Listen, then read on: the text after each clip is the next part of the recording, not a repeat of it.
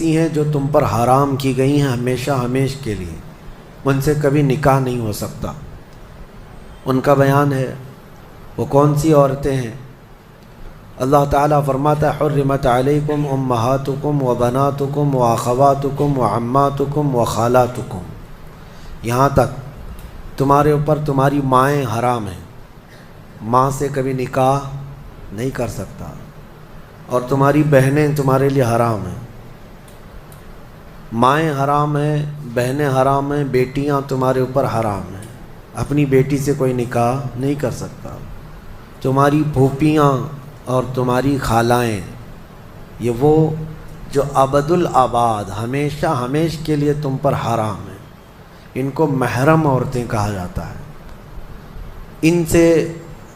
پردہ بھی نہیں ہے، باپ کا اپنی بیٹی سے نہیں ہے، بیٹے کا اپنی ماں سے نہیں ہے، اسی طرح بہن کا بھائی سے نہیں ہے، یہ محرم عورتیں ہیں جن سے نکاح کبھی نہیں ہو سکتا۔ اس کے علاوہ کچھ اور بھی ہیں، یہ 5 تو میں نے بتایا، ماں، بیٹی، بہن،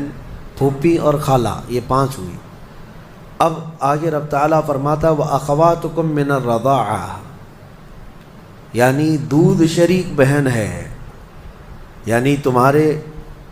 ماں کا دودھ کوئی اور لڑکی پی ہے تو وہ تمہاری رضائی بہن ہو گئی، یا تم نے کسی خاتون کا دودھ پیا تھا اپنی ماں کے علاوہ،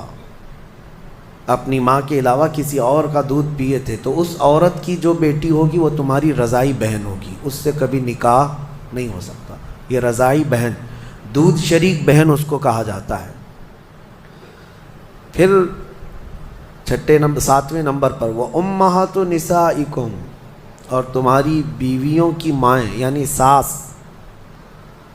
سے کبھی نکاح نہیں ہو سکتا، حتیٰ کہ اگر تمہاری بیوی کو تم نے طلاق دے دیا ختم ہو گئی، یا پھر انتقال بھی ہو گیا بیوی کا، تب بھی اس بیوی کی ماں سے کبھی نکاح تمہارا جائز نہیں ہے، وہ ماں کے درجے میں ہو گئی، کیونکہ ماں اور بیٹی کو نکاح میں جمع کرنا جائز نہیں ہے۔ وَرَبَائِبُكُمُ اللَّاتِي فِي حُجُورِكُم مِّن نِّسَائِكُمُ اللَّاتِي دَخَلْتُم بِهِنَّ، یا پھر وہ لڑکی جو تمہاری خود کی تو نہیں ہے لیکن تمہاری بیوی کی لڑکی ہے، یعنی کسی اور شوہر سے ہوئی ہوگی، اس لڑکی کے ساتھ نکاح بھی تمہارا کبھی جائز نہیں ہوگا۔ اور پھر آگے 2 بہنوں کا ایک نکاح میں جمع کرنا، یہ بھی سخت حرام ہے، یعنی ایک عورت سے نکاح کیا تھا اور اسی عورت کی بہن سے دوبارہ ایک ہی نکاح میں شریک کر لیا، زندگی دونوں بہنوں کے ساتھ گزار رہا ہے، تو وہ سخت گناہ کبیرہ میں مبتلا ہے، حرام ہے، زنا ہے، نکاح ہوگا ہی نہیں، نکاح نہیں ہوگا۔ دوسری بہن کے ساتھ جو اس نے نکاح کیا وہ نکاح منعقد ہی نہیں ہوا، اس نے اس کے ساتھ زنا کیا۔ تو یہ عورتیں ذہن میں رہیں۔ بعض لوگ پھر ہم سے یہ بھی سوال کرتے ہیں، چاچا کی بیٹی سے، ماموں کی بیٹی سے، پھوپھی کی بیٹی سے نکاح جائز ہے یا نہیں؟ تو ہندوؤں کے ہاں کچھ چیزیں اس طرح کی مانی جاتی ہیں کہ ان کے ہاں چاچا کی بیٹی سے نکاح نہیں ہوتا، لیکن اسلام میں ایسا نہیں ہے۔ صرف تمہاری سگی بہن سے نکاح جائز نہیں، باقی جو تمہارے کزنس ہیں،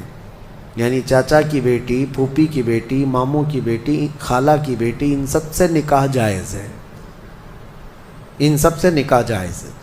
بسا اوقات ایسا بھی ہوتا ہے، میں آپ کو بتاؤں، مثال کے طور پر تمہارے ماموں کی نواسی ہے، آپ کے ماموں کی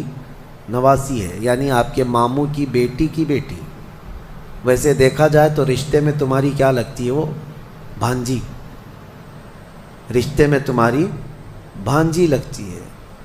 تو ظاہر سی بات ہے بہن کی بیٹی سے اور بھائی کی بیٹی سے بھی نکاح جائز نہیں ہے، سگی بھانجی اور سگی بھتیجی سے نکاح جائز نہیں۔ لیکن اگر اس طرح ماموں کی بیٹی بھانجی لگ رہی، اس سے نکاح جائز ہے۔ اسی طرح پھوپھی کی نواسی یا پوتی ہے، اس سے بھی تمہارا نکاح جائز ہے، وہ سگی بھانجی یا سگی بھتیجی نہیں ہے،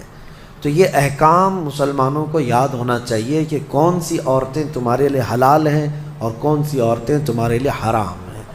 اب ان کے علاوہ جو عورتیں میں نے بتایا، یہاں جو عورتیں میں نے بتایا،